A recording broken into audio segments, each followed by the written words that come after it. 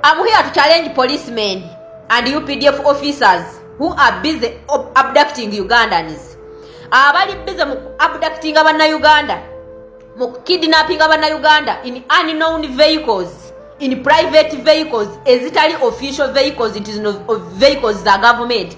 Ezitali motoka za government, iteno motoka yo police no motoka ya maje. Wabula bawamba Uganda nga babawambira mu motoka zo bwannannyini nga ziliko private number plates. Ndi wano nga challenging abasirikale beggwanga. Sina abasirikale beggwanga. Ndi wano nga challenging abasirikale ba General Museveni.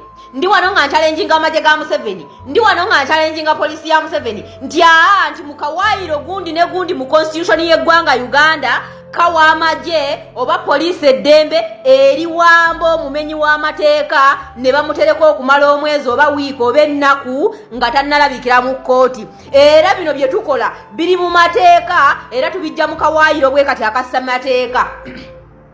Tosobola kuwamba muntu mu bumenyi bwa mateeka ate n'omutwala omuvunaane okumenya amateeka nga gwe kennyini bye wakoze ng'omukwata wamenye mateeka. Mubanga abatugamba nti fe tuyita mu bumenyi bwa mateeka okubawamba nammwe muyite mu bumenyi bwa mateeka okwegamba okwetaasa oba okutukolekitinga tutereza amateeka. Toyina boyinza kuŋŋamba nti nno omusirikale ojja okuwamba omuntu nga toyina neemutaaga ku uniform nga toyambadde na uniform omuntu tamanyi nti anaamutute wa maje wa seemwayi waaki omuntu tamanyi amutute wa poliisi wa maje wa SFC waaki. Oba okitegeera buli omu kati awamba buwambi bantu nga bw'ayagala.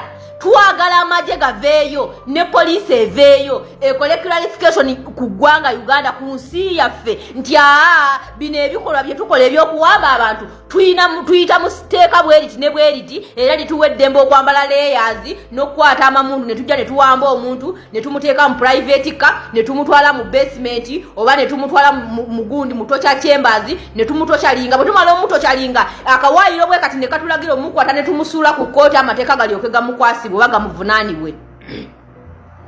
Era mujja mutubuulire teeka ki bwe muyita eribawo eddembe okuwamba abamenyi b'amateeka kubanga ffe mutuyita abamenyi b'amateeka.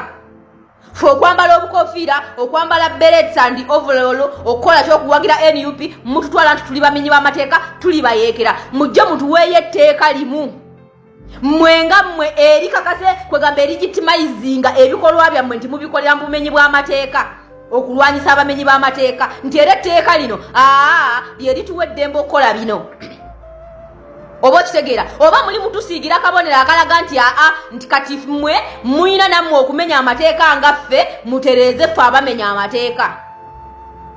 Oba okitegeera ekintu ekyo era mujje mutuweeyo akawaayiro kamu akali mu ssemateeka w'eggwanga Uganda akabalagira okukwata abantu oba okuwamba abantu ne mubawamba nga temwambadde uniform nga temuyina bibalaga nti muli babyakwerinda kitongole gundi nga tebamanyiddwa nayo bagendebwa era mujje mutuweeyo etteeka limu eribalagira okuwamba abantu nti etteeka lino akawaayiro bwe kati kakulagira okuwamba omumenyi w'amateeka n'omala omutoshalinga n'omala omukuba n'omanya omumusiyanga awo n'olyoka omutwala mu kkooti. Muveeyo mutubuulire akawaayiro ako nga ssemateeka yammwe kennyini mmwe gye mwekolera mu 95 bawe eddembe okukola ekyo. Olaba mmwe kennyini temusobodde kutambula ku mateeka mmwe kennyini ge mwekolera nga muvudde mu nsiko musuubira mutya bannayuganda bano bwe mwagala okugakwasisa nti bagenda gakuuma nga mmwe kennyini bannannyinigo kubanga kyemmanyi mwakola amateeka gabafevalinga. Kyokka olaba n'amateeka ge mwakola nga gabafevalinga gabalemye okuteekesa mu nkola gabalemye okukwasisa ate muli bweru waago naye ate you are forcing civilians okukuuma amateeka ago mmwe kennyini ge mwekolera naye nga mmwe kennyini gabalemye okugoberera nga mmanyi nti mwakola amateeka agakyasinza okuba amangu ku saidi yammwe okufufuggalizaamu bannansi. Oba okitegeera kubanga bino ebikolwa biswaza eggwanga lyaffe. Ekitongole ky'amagye ga mukulu Museveni gaswazizza eggwanga lyaffe ku international level.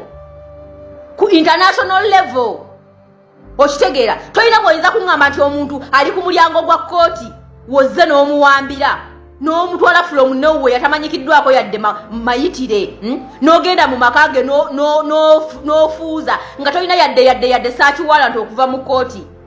Oba okitegeera ekintu ekyo kati gwe n'ogamba nti awo tomenya mateeka kakati gwe bwemenya amateeka ago anaakuwambye anaakukutte era ojjawe eddembe erigamba nti gw'olina kuwamba mumenyi bw'amateeka nga we mutuyita nti ffe tuli bamenyi b'amateeka era abantu bonna be muwamba bamenyi b'amateeka kale muveeyo mutubuulire ddembe ki eribaweebwa ssemateeka okuwamba omumenyi w'amateeka n'osooka omusiyaga n'omukuba n'omwokya awo n'olyoka omutwala mu kkooti ssemateeka yammwe gye mwakola bwetyo bweragira olaba you are also contradictive about your laws amateeka gammwe ge mwekoledde namwe kenyini mukola kifuula nnenga amateeka gammwe ge mwekolera because that constitution tekyafavoringa Munnayuganda. It favors you guys in uniform and your boss. Eyo constitution efavoringa mmwe naye olaba nti efavoringa mmwe naye era ebalemye okugikozesa ebyo byennyini bye mwagiteekamu nga mulaga nti bye bibafavoringa.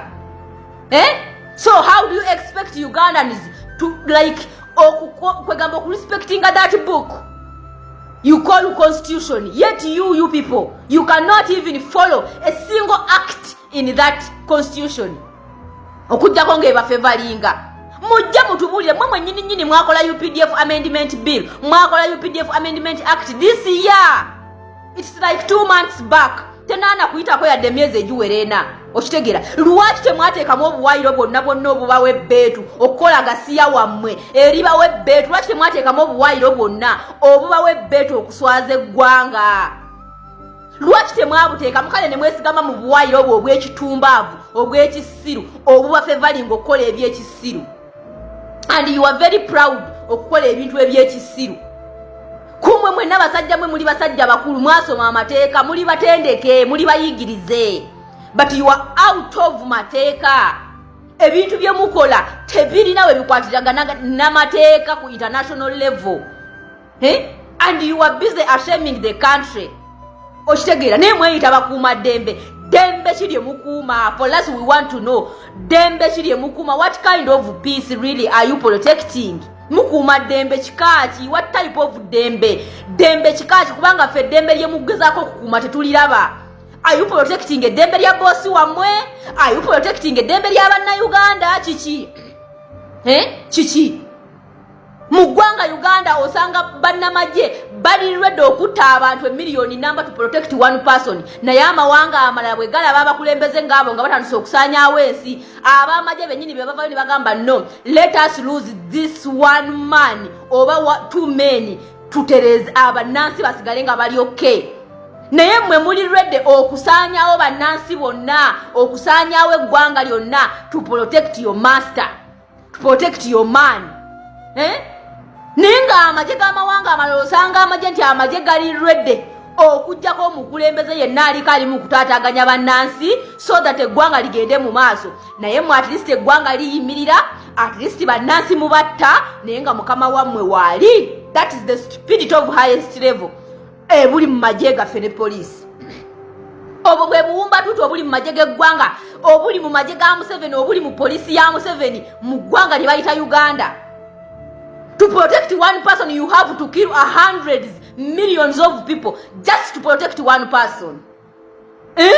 Bannamagye babatendeka ki? Babatendeka ki naye nga bagenda kubalya omu ku omu bagenda kubalya, bagenda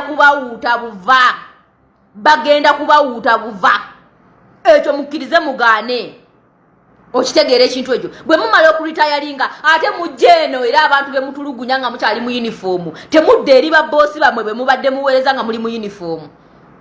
Oba okitegeera